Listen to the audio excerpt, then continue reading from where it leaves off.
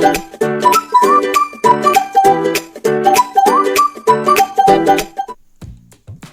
అండి, welcome back to Shri వంటగది. ఈరోజు వీడియోలో నోరూరించే మిరపకాయ బజ్జీలు ఎలా ప్రిపేర్ చేసుకోవాలో చూద్దామండి. వాతావరణం చల్లచల్లగా ఉన్నప్పుడు మిరపకాయ బజ్జీని ఎలా వేసుకుంటే కనుక చాలా బాగుంటుంది అనమాట. ఎన్ని తిన్నా కడుపు నొప్పి రాదండి, చాలా టేస్టీగా ఉంటాయి. చాలామంది మిరపకాయ బజ్జీలని రకరకాలుగా చేస్తూ ఉంటారు. ఒకళ్ళు అయితే 2 సార్లు ఫ్రై చేస్తూ ఉంటారు, ఇంకొకళ్ళు అయితే ఉత్తి పచ్చిమిరపకాయలను ఫ్రై చేస్తూ ఉంటారు. అలాంటి ఇబ్బంది లేకుండా మీకు ఈజీగా టేస్టీగా సింపుల్ వేలో ఎలా చేసుకోవాలో చూద్దాము. అలాగే ఇవి తింటే మనకి డైజెషన్ ప్రాబ్లం కూడా ఏం రాదనమాట. చాలా త్వరగా డైజెషన్ అయిపోతాయి, ఇంకా తిన్న కొద్దీ తినాలనిపిస్తాయి అనమాట. చిన్నపిల్లలు కూడా చక్కగా తినేయచ్చండి, చాలా టేస్టీగా ఉంటాయి. ఒకసారి ఎలా ప్రిపేర్ చేయాలో మెథడ్ ఏంటో వీడియోలోకి వెళ్ళి చూసేద్దాం పదండి. ఓకే అండి, ముందుగా ఒక పాన్ పెట్టుకొని దాంట్లోకి 2 టేబుల్ స్పూన్ల వరకు పల్లీలు వేసుకుని ఫ్రై చేసుకోవాలి. పల్లీలు అంటే కొంచెం వేగడానికి టైం పడతాయి కాబట్టి ఫస్ట్ పల్లీలు వేసుకుని ఫ్రై చేసుకోవాలండి. ఈ పల్లీలు ఫ్రై చేసుకున్న తర్వాత దీంట్లోకి ఒక 2 టేబుల్ స్పూన్ల వరకు నువ్వులు వేసుకుని ఫ్రై చేసుకోండి. ఇవి కూడా ఫ్రై అయ్యాక 1 టేబుల్ స్పూన్ వరకు పుట్నాల పప్పు ఉంటుంది కదా, అది కూడా వేసుకుని ఫ్రై చేసుకోండి. ఈ మూడింటిని చక్కగా ఫ్రై చేసుకున్న తర్వాత వీటిని మిక్సీలో వేసేసుకొని మెత్తగా పౌడర్ లాగా చేసేసుకోవాలండి. చూసారు కదా, ఇలా చేసుకోవాలన్నమాట. ఇప్పుడు ఈ మిక్సర్ని తీసుకొచ్చి మనం ఒక బౌల్లోకి వేసేసుకుందాం. ఇది ఎందుకంటే మనకి లోపల స్టఫింగ్ కోసం అన్నమాట. చూసారు కదా, ఇలాగ వేసుకున్న తర్వాత దీంట్లోకి కొద్దిగా ఉప్పు వేసుకుందాము టేస్ట్ కోసము. తర్వాత దీంట్లోకి వాము వేసుకోవాలి. చూసారు కదా, వాము 1 టేబుల్ స్పూన్ వరకు వేసుకోండి, టేస్ట్ అయితే చాలా బాగుంటుంది అనమాట. ఇలాగ వాము ఉప్పు వేసిన తర్వాత ఒకసారి ఇలా బాగా కలిపేసుకోండి. తర్వాత ఇప్పుడు దీంట్లోకి ఒక 2 టేబుల్ స్పూన్ల వరకు చింతపండు రసాన్ని వేసుకోండి. మీ దగ్గర చింతపండు రసం లేకపోతే నిమ్మకాయ అయినా కానీ పిండుకోవచ్చు, ఏం ప్రాబ్లం లేదండి. దీన్ని చక్కగా గట్టిగా పేస్ట్ లాగా కలుపుకోవాలన్నమాట. మరీ లూజ్ అయిపోతే మనం పచ్చిమిరపకాయలు పెడితే బయటకు వచ్చేస్తుంది అనమాట. అందుకని ఇలాగ థిక్గా పేస్ట్ లాగా కలుపుకోవాలి. చూసారు కదా, నేను వీడియోలో ఎలా కలుపుతున్నానో అలాగే కలుపుకోవాలండి. ఇలా కలిపేసుకున్న తర్వాత దీన్ని పక్కన పెట్టేసుకుందాము. తర్వాత బజ్జీ మిర్చి ఉంటాయి కదండి, అవి తీసుకోవాలి. చూసారు కదా, ఇవి చక్కగా ఉన్నాయన్నమాట. వీటిని నీట్గా వాష్ చేసేసుకుని ఇలాగా మధ్యలోకి నాట్లు పెట్టుకోవాలి.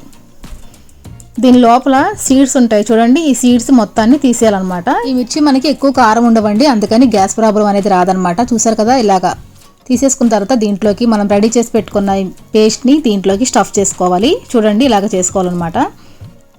నేను ఈ మిరపకాయలు చాలా పొడవుగా ఉన్నాయని ఎడ్జెస్ కట్ చేశానండి. చూడండి, ఇలాగ రెడీ చేసుకుని పక్కన పెట్టుకోవాలన్నమాట. ఇప్పుడు మనం ఇంపార్టెంట్ ఏంటి, పిండిని కలుపుకుందామండి. పిండి కలుపుకోవడం కోసం ఒక బౌల్ తీసుకుని దాంట్లోకి ఒక 2 నుంచి 3 టేబుల్ స్పూన్ల వరకు 2 నుంచి 3 గరిటెల వరకు పిండిని వేసుకోండి. తర్వాత దీంట్లో రుచి తగినంతగా ఉప్పు, 1/2 టేబుల్ స్పూన్ వరకు పసుపు, 1/2 టేబుల్ స్పూన్ వరకు వంట సోడా, 1/2 టేబుల్ స్పూన్ వరకు కారం వేసుకొని వీటన్నిటిని చక్కగా కలుపుకోవాలన్నమాట. చూసారు కదా, ఇలా కలుపుకున్న తర్వాత కొద్దిగా వాటర్ వేసుకుంటూ కలుపుకోండి. ఒకటేసారి వాటర్ వేసేసారనుకోండి జారుగా అయిపోతుంది అనమాట. అందుకని కొంచెంగా వాటర్ వేసుకొని మనం పిండి మనకి ఎలా కావాలో కన్సిస్టెన్సీ చూసుకుంటూ కలుపుకోవాలన్నమాట. ఒకటేసారి వాటర్ వేయొద్దండి. చూడండి, ఇలాగ కొద్దిగా వేసుకుంటూ మనకి దోసల పిండి ఉంటుంది కదా, దోసల పిండి కన్నా కొంచెం గట్టిగా కలుపుకోవాలన్నమాట. ఇలాగ పిండి మొత్తాన్ని చక్కగా ఉండలు లేకుండా చక్కగా కలుపుకోవాలండి.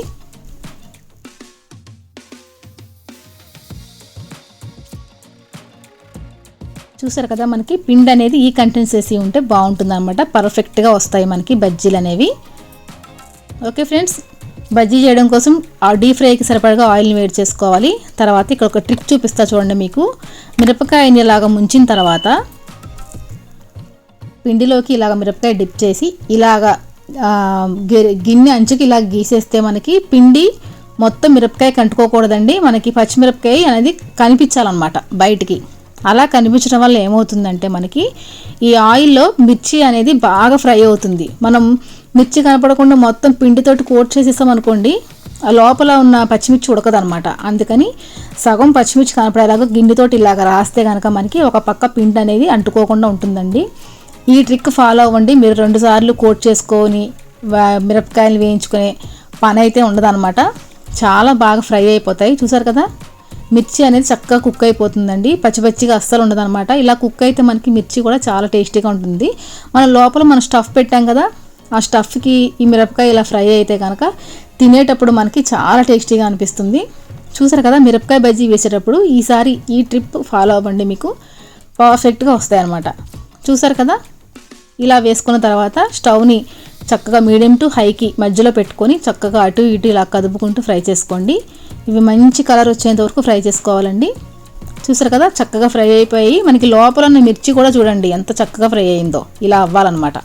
ఓకే ఫ్రెండ్స్, చూసారు కదా ఇలాగే అన్ని బజ్జీలు ప్రిపేర్ చేసుకోవాలన్నమాట. చూడండి బజ్జీలు అనేవి అయితే కరెక్ట్గా రెడీ అయిపోయాయండి. నాకు ఇలానే తినాలనిపిస్తుంది అనమాట. కాకపోతే వీటిని కొంచెం డెకరేట్ చేయాలి కదా, పెళ్లి కూతులా ముస్తాబ్ చేయాలి కదా, అందుకని దీనికోసం నేను మళ్ళీ ఏం చేస్తున్నానంటే దీని మధ్యలో నాటు పెట్టుకొని చక్కగా సన్నగా కట్ చేసుకున్న ఉల్లిపాయ ముక్కలు, కొత్తిమీర, దాంట్లోకి కొంచెం కారం కలుపుకొని దీనిలోకి స్టఫ్ చేసుకోవాలన్నమాట.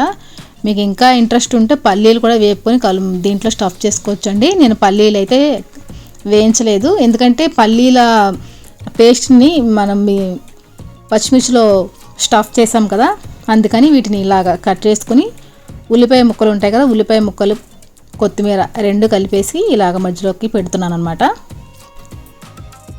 చూడండి ఇలాగ అన్ని పచ్చిమిర్చిలోకి స్టఫ్ చేసుకోండి, చాలా బాగుంటుందండి టేస్ట్ అయితే. ఇలా స్టఫ్ చేసుకున్న తర్వాత పైనుంచి కొంచెం కారం కూడా వేసుకుంటే ఇంకా బాగుంటుందండి. మరి ఎక్కువ కాదు, కారంని లైట్గా స్ప్రింకిల్ చేసుకోండి. ఇలా కారం స్ప్రింకిల్ చేసిన తర్వాత పైనుంచి కొద్దిగా నిమ్మరసాన్ని పిండుకుంటే ఇంకా టేస్టీగా ఉంటుందన్నమాట. చూసారు కదా ఈ స్టైల్లో ఒక్కసారి మిరపకాయ బజ్జీని ట్రై చేయండి, మళ్ళీ ఇదే స్టైల్లో చేసుకుని తింటారన్నమాట, అంత టేస్టీగా ఉంటాయి. మీరు ఒక్కసారి మిరపకాయ బజ్జీ ట్రై చేసి టేస్ట్ చేసి ఈ మెథడ్లో మీకు నచ్చితేనే నాకు కామెంట్ చేయండి, ఓకేనా. చూసారు కదా మంచి వీడియో అయితే నేను మీకు చూపించాలనుకుంటున్నాను ఈరోజు. ఓకే ఫ్రెండ్స్, ఈరోజు కనుక మీకు వీడియో నచ్చితే తప్పకుండా లైక్ చేసి షేర్ చేసి కామెంట్ చేయండి. అలాగే మన ఛానల్ని సబ్స్క్రైబ్ చేసుకుని పక్కన ఉన్న బెల్ ఐకాన్ ఆన్లో పెట్టుకోండి. థ్యాంక్ యూ ఫ్రెండ్స్, మరొక మంచి వీడియోతో మళ్ళీ మీ ముందుకు వస్తాను. అంతవరకు సెలవు, నమస్తే, బాయ్.